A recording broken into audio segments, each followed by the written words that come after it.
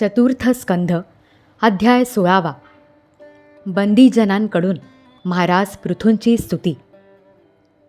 मैत्रेय म्हणतात, महाराज पृथू जेव्हा असे म्हणाले तेव्हा त्यांच्या वचनामृताचा आस्वाद घेऊन सूत इत्यादी गायक प्रसन्न झाले.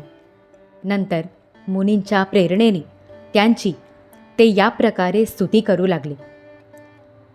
आपण साक्षात देवश्रेष्ठ श्री नारायणच आपल्या मायेने अवतीर्ण झाला आहात. आम्ही आपला महिमा वर्णन करण्यास समर्थ नाही. आपण जन्म तर राजा वेनाच्या शरीरापासून घेतला आहे, परंतु आपल्या पुरुषार्थाचे वर्णन करताना ब्रह्मदेवासारख्यांची बुद्धीसुद्धा चक्रावून जाते. परंतु आपल्या कथामृताच्या आस्वादनामध्ये आदरबुद्धी ठेवून मुनींच्या उपदेशानुसार त्यांच्याच प्रेरणेने आम्ही आपल्या प्रशंसनीय कर्मांचा थोडा विस्तार करू इच्छितो. आपण साक्षात श्रीहरींचा कलावतार आहात आणि आपली कीर्ती मोठी आहे. हे धर्मधारण करणाऱ्यांमध्ये श्रेष्ठ महाराज पृथू लोकांना धर्माचरणात प्रवृत्त करून धर्ममर्यादेचे रक्षण करतील, तसेच धर्मविरोधकांना शासन करतील. हे एकटेच वेळोवेळी प्रजेचे पालन पोषण आणि मनोरंजन इत्यादी कार्यानुसार आपल्या शरीरात भिन्न भिन्न लोकपालांच्या मूर्ती धारण करतील. तसेच यज्ञ इत्यादींनी स्वर्गलोक आणि पर्जन्यवृष्टीने भूलोक अशा दोघांचेही हित करतील. सर्वांच्या ठिकाणी समदर्शी असणारे हे, ज्याप्रमाणे सूर्य 8 महिने तापून पाणी शोषून घेतो आणि पावसाळ्यात त्याचा वर्षाव करतो, तसेच हे योग्य वेळी कर घेतील आणि योग्य वेळी प्रजेच्या हितासाठी तो खर्च करतील. हे दुःखितांच्या बाबतीत दयाळू असतील. जर कधी एखाद्याने यांच्या बाबतीत गैरवर्तन केले तरी हे पृथ्वीप्रमाणे त्याचा तो अनुचित व्यवहार क्षमाशीलपणे सहन करतील. जर कधी पाऊस पडला नाही आणि प्रजेचे प्राण संकटात सापडले तर त्यावेळी राजवेशधारी हे श्रीहरी इंद्राप्रमाणे जलवर्षाव करून तिचे सहज रक्षण करतील. हे आपल्या अमृतमय मुखचंद्रावरील मनोहर हास्य आणि प्रेमपूर्ण नजरेने सर्व लोकांना आनंदमग्न करतील. यांचे मनोगत कोणाला समजणार नाही. यांचे कार्यही गुप्त राहतील. तसेच ती करण्याची यांची पद्धतही गूढ असेल. यांचे धन नेहमी सुरक्षित राहील. हे अनंत महात्म्य आणि गुणांचे एकमेव आश्रय असतील. अशा प्रकारे मनस्वी पृथू साक्षात वरुणासारखेच असतील. महाराज पृथू वेनरूप अरणीच्या मंथनातून प्रगट झालेल्या अग्नीप्रमाणे आहेत. शत्रूंना हे अजिंक्य आणि दुस्सह होतील. हे त्यांच्याजवळ राहूनसुद्धा पुष्कळ लांब असल्यासारखे राहतील. शत्रू यांचा कधीच पराभव करू शकणार नाहीत.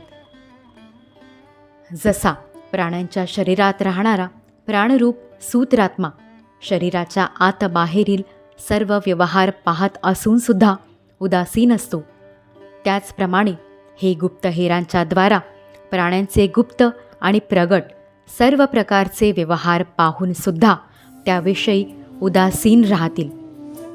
हे धर्ममार्गात स्थिर राहून दंडनीय नसेल तर आपल्या शत्रूच्या मुलालासुद्धा दंड देणार नाहीत आणि दंडनीय असेल तर आपल्या पुत्रालाही दंड देतील. भगवान सूर्य मानसोत्तर पर्वतापर्यंत जितका प्रदेश आपल्या किरणांनी प्रकाशित करतो त्या संपूर्ण प्रदेशावर यांचे निष्कंटक राज्य राहील. हे आपल्या कार्यांनी सर्व लोकांना सुखी करतील. त्यांचे मनोरंजन करतील. त्यांच्या या मनोरंजनात्मक व्यवहारांमुळे प्रजा त्यांना खऱ्या अर्थाने राजा म्हणेल. हे दृढ संकल्प सत्य प्रतिज्ञ ब्राह्मण भक्त वृद्धांची सेवा करणारे शरणागत वत्सल सर्व प्राण्यांना मान देणारे आणि दीनांवर दया करणारे होतील. हे परस्त्रीमध्ये मातेप्रमाणे भक्ती ठेवतील. पत्नीला आपले अर्धे अंग मानतील. प्रजेवर पित्याप्रमाणे प्रेम करतील आणि वेदवेत्यांचे सेवक होतील. सर्व प्राणी आपल्या शरीराप्रमाणे यांच्यावर प्रेम करतील. हे सुहृदांचा आनंद वाढवतील. हे नेहमी वैराग्यशील पुरुषांवर विशेष प्रेम करतील आणि दुष्टांना दंडपाणी यमराजाप्रमाणे नेहमी दंड देण्यासाठी उद्युक्त राहतील. तिन्ही गुणांचे अधिष्ठाता आणि निर्विकार साक्षात श्री नारायणांनीच यांच्या रूपाने आपल्या अंशापासून अवतार घेतला आहे. ज्ञानी लोक अविद्येमुळे यांच्या ठिकाणी प्रतीत होणाऱ्या अनेकत्वाला मिथ्या समजतात. हे अद्वितीय वीर आणि एकछत्री सम्राट होऊन एकटेच उदयाचलापर्यंत सर्व भूमंडळाचे रक्षण करतील आणि आपल्या विजयी रथात बसून हातात धनुष्य घेऊन सूर्याप्रमाणे सगळीकडे भ्रमण करतील. त्यावेळी ठिकठिकाणचे सर्व लोकपाल आणि राजे यांना भेटी अर्पण करतील. त्यांच्या पत्न्या यांचे गुणगान करतील आणि या आदिराजाला साक्षात श्रीहरीच समजतील. हे प्रजापालक राजाधिराज होऊन प्रजेच्या जीवननिर्वाहासाठी गोरूपधारणी पृथ्वीचे दोहन करतील आणि इंद्राप्रमाणे आपल्या धनुष्याच्या टोकाने पर्वत सहज फोडून पृथ्वी सपाट करतील. रणभूमीवर कोणीही यांचा वेग सहन करू शकणार नाही. ज्यावेळी हे जंगलामध्ये शेपूट उंचावून फिरणाऱ्या सिंहाप्रमाणे आपल्या आजगव धनुष्याचा टणत्कार करीत पृथ्वीवर संचार करतील, त्यावेळी दृष्टांचा मागमूसही राहणार नाही. हे सरस्वती नदीच्या उगमस्थानावर 100 अश्वमेध यज्ञ करतील, तेव्हा शेवटच्या यज्ञानुष्ठानाच्या वेळी इंद्र यांचा घोडा पळवील.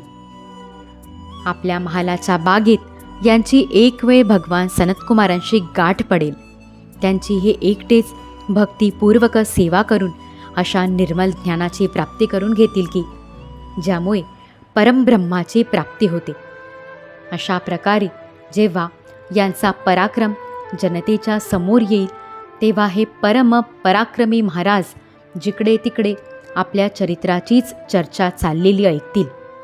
यांची आज्ञा कोणीच मोडू शकणार नाही. तसेच हे चारी दिशा जिंकून आपल्या तेजाने प्रजेचा क्लेशरूप काढून टाकून सर्व भूमंडळाचे शासक होतील.